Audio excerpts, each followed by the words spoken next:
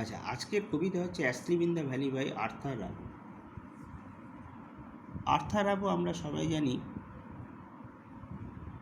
A soldier poet, he is a soldier poet. এবং এটা হচ্ছে একটা, এই কবিতাটা লিখেছেন তিনি তার খুব অল্প বয়সেই তিনি লিখেছেন।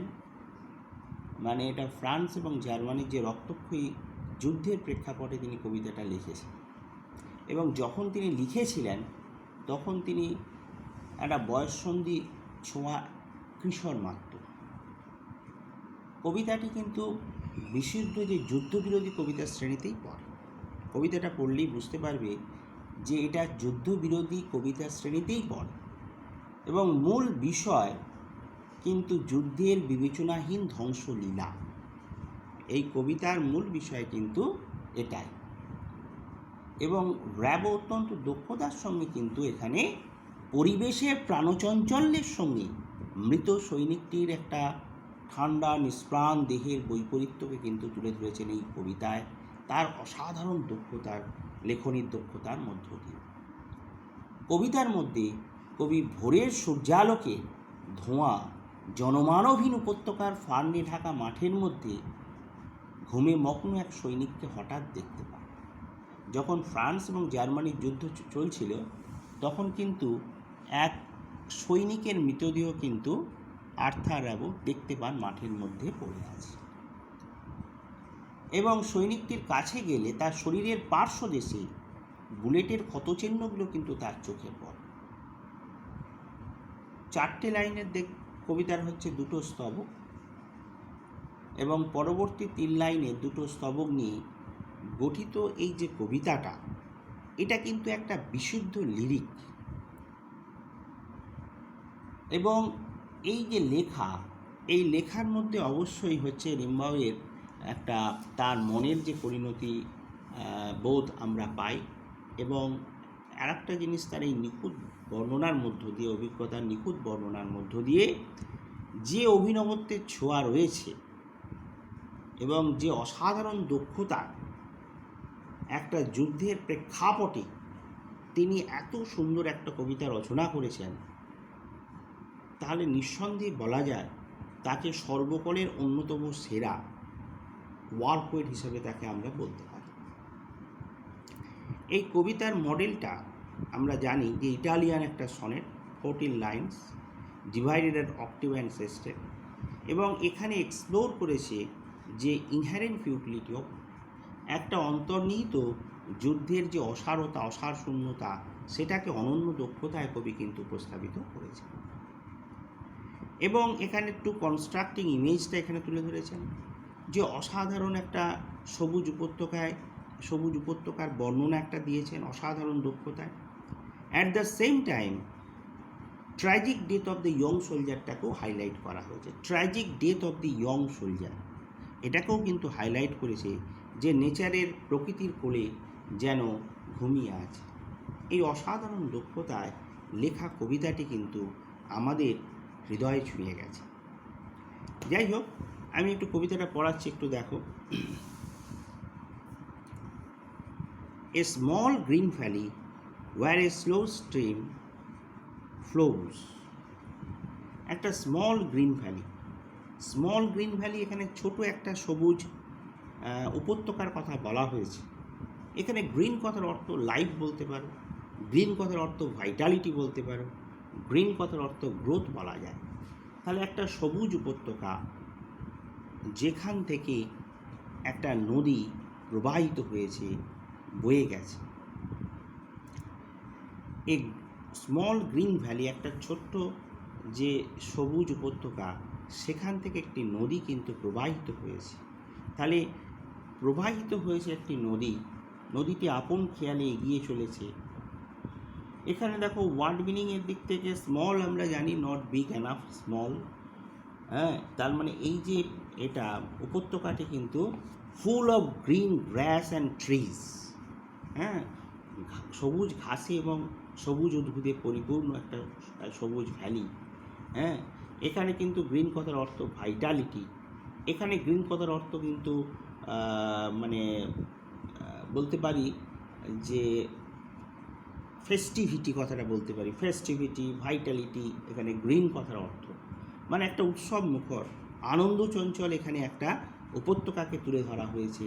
তার তার যেন নিজস্ব কর্মব্যস্ততার মধ্য দিয়ে সবুজের সমারোহ ঘটেছে, অসাধারণ দক্ষতায় তিনি একটি বর্ণনা দিয়েছেন একটা সবুজ উপত্যকা। Where a slow stream flows, এখানে একটা স্ট্রিম বুঝতে পেরেছ যেটা ফ্লোজ এ স্লো স্পেস, বুঝতে পেরেছ এখানে নদী প্রবাহিত হয়েছে আপন গতিতে। আর leaves long strands of silver on the bright grass, এবং এখানে নদীটা যখন প্রবাহিত হচ্ছে তখন কিন্তু বালির রেখা মানে নদী লিভস বলতে এখানে যে long strands of silver on the bright মানে উজ্জ্বল ঘাসের ওপর আর কি মানে ক্ষেত্রে রূপালী রেখার ন্যায় যে প্রতীয়মান যে সি বিচ সেটাকে কিন্তু পাশে রেখে নদীটা কিন্তু আস্তে আস্তে আপন গতিতে এগিয়ে গেছে। Leaves long strands of silver on the bright grass মানে উজ্জ্বল ঘাসের ক্ষেত্র যে রূপালী রেখার ন্যায় প্রতীয়মান, তাহলে উজ্জ্বল ঘাসের ক্ষেত্রটা এখানে কিন্তু রূপালী রেখার ন্যায় প্রতীয়মান যে সি বিচ, সেই সি বিচকে পাশে রেখে নদীটা কিন্তু আস্তে আস্তে সামনের দিকে এগিয়ে যাচ্ছে।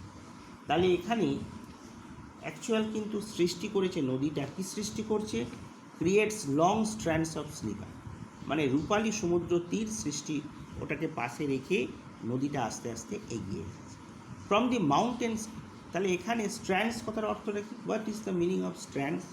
স্ট্র্যান্ডস কথার কিন্তু পিসেস অফ হিয়ার মানে একটা এখানে যে silver river that flows in a slow motion, ধীরে ধীরে কিন্তু সিলভার রিভারটা আস্তে আস্তে এগিয়ে গেছে এবং ওটা যেন মানে একটা এই সি বিচটাকে রেখে নদীটা যেন সামনের দিকে এগিয়ে গেছে।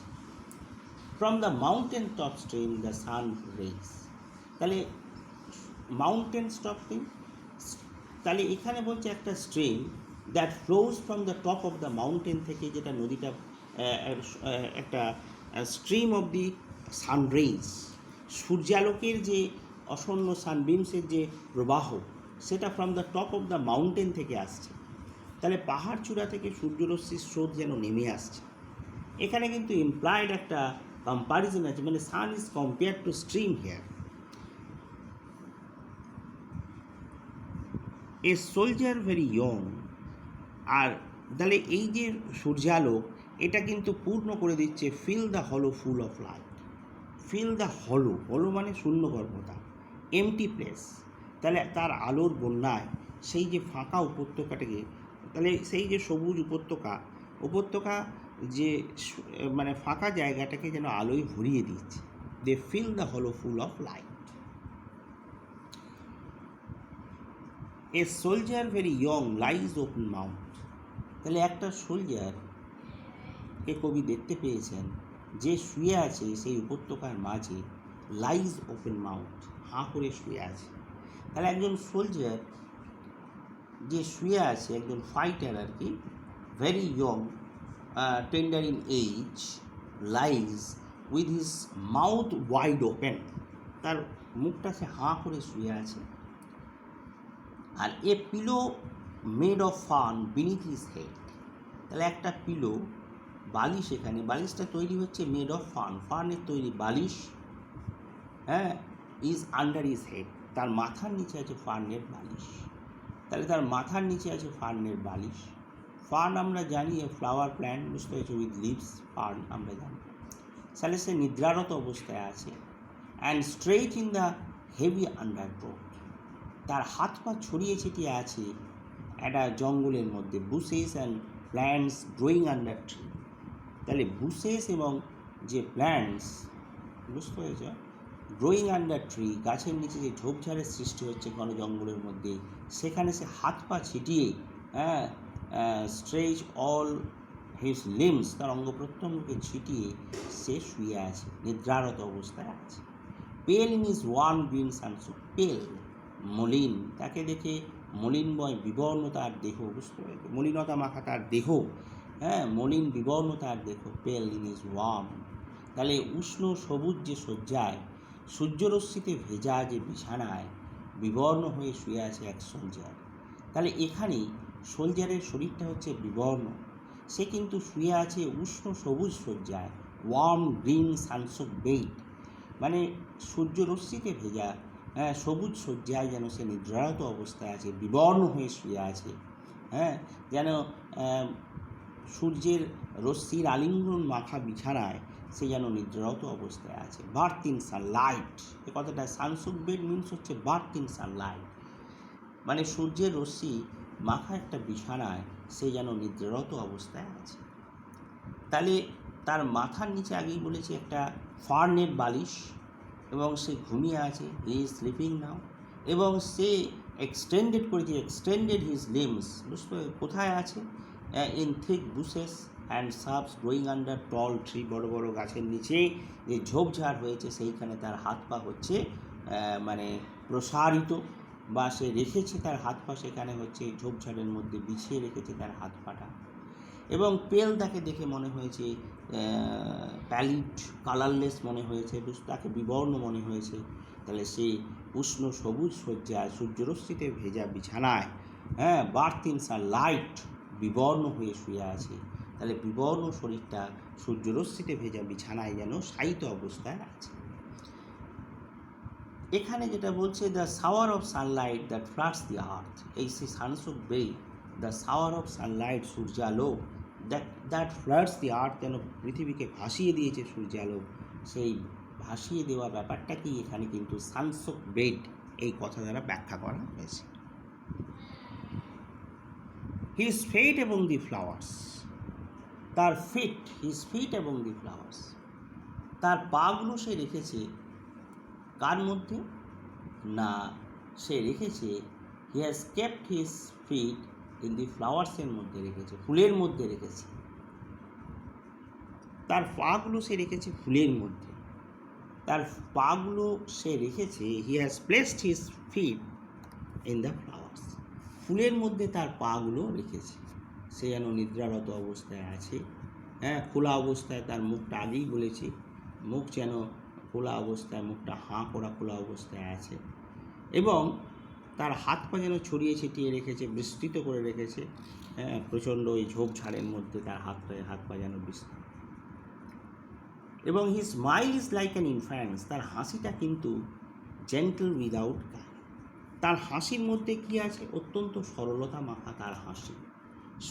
সোলজার যেন ঘুমিয়ে আছে, এবং পাগুলো আগেই বলেছে ফুলের মধ্যে পাগুলো রেখেছে, এখানে বলছে তার হাসিটাও হচ্ছে, তার স্মাইলটা ইজ লাইক অ্যান ইনফ্যান্স, তার হাসিটা ঠিক যেন একটা সফট, এবং একটা যেন সফট অ্যান্ড কোয়াইট, নিষ্পাপ তার হাসি, বুঝতে পারে, ধূর্ততাহীন তার হাসি, তো কোনো রকম উইদাউট গাইল, উইদাউট কানিং, তার হাসির মধ্যে কোনো ধূর্ততা নেই, কোনো চালাকি নেই, অন্যকে ধোঁকা দেওয়ার কোনো প্রচেষ্টা নেই, তার সফট অ্যান্ড কোয়াইট হচ্ছে তার smile.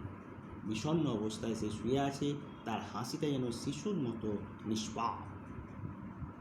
Nature keep him worm হি মে ক্যাচ কোল্ড, তাকে প্রকৃতিকে উদ্দেশ্য করে একটা রিকোয়েস্ট করেছে, কি রিকোয়েস্ট করেছে, যেন তার প্রকৃতি যেন মানে তাকে উষ্ণ করে রাখে, তার উষ্ণতা বজায় রাখে, কেপ্ট হিজ মানে লাইফ টেম্পারেচার, তার লাইফ টেম্পারেচারটা যেন ধরে রাখে, কারণ he may be attacked with cough and cold, ঠান্ডায় আক্রান্ত হতে পারে, কফ অ্যান্ড কোল্ডে আক্রান্ত হতে পারে, সেই জন্য তার উষ্ণতাটা যেন ধরে রাখে। নেচার কিপ হিম ওয়ার্ম, তাকে উষ্ণ রেখো, তার উষ্ণতাটা যেন বোঝায় থাকে, নাহলে যে ঠান্ডায় আক্রান্ত হতে পারে। হি স্লিপস ইন সানলাইট, তাহলে আগেই বলেছি সূর্য আলোকে সে শুয়ে আছে, আচ্ছা, নেচার কিপড হিম ওয়ার্ম হি মে ক্যাচ কোল্ড, ঠান্ডায় আক্রান্ত হতে পারে। The humming insect do not disturb his rest, he sleeps in Sunlight. The humming insect, the insect বুঝতে দ্যাট হোমস, যেটা গুনগুন করে, তাহলে গুনগুন করে এইরকম ইনসেক্ট, তাকে কবি বলছেন গুঞ্জনরত, don't disturb his rest, do not create any disturbance to his sleep, বুঝতে পারে, do not hamper the rest of the sleeping soldier, sleeping সোলজারের রেস্টকে কোনোভাবেই যাতে সে ডিস্টারবেন্স না করে। He sleeps in sunlight, he sleeping under sunlight, সূর্যে আলোকে যে শুয়ে আছে, হ্যাঁ, keeping one hand on his breast, মানে তার একটা হাতটা he has placed his one hand on his chest, তার বুকের ওপর রেখে সে শুয়ে আছে। অ্যাট পিস, শান্তিতে সে শুয়ে আছে। পিস কথার অর্থ the state of being calm and quiet, শান্তিতে সে শুয়ে আছে, শান্তিতে সে নিদ্রা গেছে, হ্যাঁ, একটা মানে একটা state, in the state of being calm and কোয়াইটের মধ্যে সে আছে। In his side there are two red holes, তার একটা সাইডে কিন্তু তখনও দুটো রেড হোলস লক্ষ্য করেছেন কবি। তার দুটো মানে ক্ষত চিহ্ন, রেড হোলস বলতে এখানে হচ্ছে অ্যাকচুয়াল তার যে ক্ষত চিহ্ন একটা সাইডে, হ্যাঁ, সেটা লক্ষ্য করেছেন। এবং সেটা অবশ্যই কিন্তু অ্যাকচুয়ালি ক্ষত চিহ্ন হ্যাজ, এই যে রেড হোলস এটা প্রকাশ করে, হ্যাভ রিভিলড, রেড হোলস বুঝতে has revealed a grim truth, একটা চূড়ান্ত সত্য প্রকাশ করে। সত্যটা কি? That is the cruelty of the battle field, এই যে ব্লাড মার্কস অফ বুলেটস, এটা has revealed a grim truth of life, জীবনের চরম সত্য। দি ট্র্যাজিক মানে death of young soldier, tragic death of young সোলজারটাকে চিনিয়ে, সে মৃত, বুঝতে পেরেছ, সে মৃত অবস্থায় শুয়ে আছে, সাহিত্য আছে। Actual has revealed a grim truth of life, জীবনের চূড়ান্ত সত্যতা এটা প্রকাশ করে। এই যে সত্যতা, এই যে ব্লাড মার্কস অফ বুলেটস, এটা কিন্তু আমাদের জীবনের একটা চূড়ান্ত মানে চূড়ান্ত সত্যটা, সেটা হচ্ছে মৃত্যু। সে মৃত্যুসজ্জায় সাহিত্য, এটা কিন্তু কবি এই দুটো তিনটে ওয়ার্ডের মধ্য দিয়ে বলতে চাইছেন। In his one side there are two red holes, তাহলে এই যে তার যে বডিতে তিনি দেখেছেন যে দুটো হচ্ছে ব্লাড মার্কস অফ বুলেটস, এখান থেকে এটুকু পরিষ্কার যে সে সোলজারটি আর জীবিত নেই, সে মৃত। তাহলে এখানে যে এই ওয়ার্ডের মাধ্যমে তিনি বলতে চাইছে যে এটা, এর মাধ্যমে বলতে চাইছে যে সোলজারটি আর জীবিত নেই, সে চূড়ান্তভাবে সে ইটার্নাল স্লিপে হচ্ছে নিদ্রিত আছে। হি স্লিপিং, হ্যাঁ, বুঝতে, ইন ইটার্নাল স্লিপ, মানে অমলিন, মানে যে ঘুম কখনো ভাঙবে না, যে ঘুম থেকে সে আর কখনো উঠবে না, সেরকম অনন্ত নিদ্রায় সে শায়িত অবস্থায় আছে। তাহলে এই টু রেড হোলস বলতে মানে ব্লাড মার্কস অফ বুলেটস, ঠিক আছে। অ্যাকচুয়ালি কিন্তু এখানে the cruelty of the battle field, of the tragic death of the young soldier, এটাই কিন্তু এখানে হাইলাইট করা হচ্ছে এই টু রেড হোলসের মাধ্যমে, ঠিক আছে। Cruelty of the battle field at the same time as well as the tragic death of the young সোলজারটাকে, বুঝতে পেরেছ, এটাকে হাইলাইট করা হয়েছে এই তিনটি ওয়ার্ডের মধ্য দিয়ে। কবি বলতে চাইছেন যে সোলজার চূড়ান্ত নিদ্রায় নিদ্রিত এবং তার ঘুম কখনো আর ভাঙবে না, ঠিক আছে। আমি এইগুলো শেষ করলাম, হ্যাঁ, এবং তোমরা একটু দেখবে ভালো করে, যদি বুঝতে না পারো আমাকে ফোন করবে, আমি আবার সেই জায়গাটা বলে দেবো, ঠিক আছে। আজকে শেষ করলাম।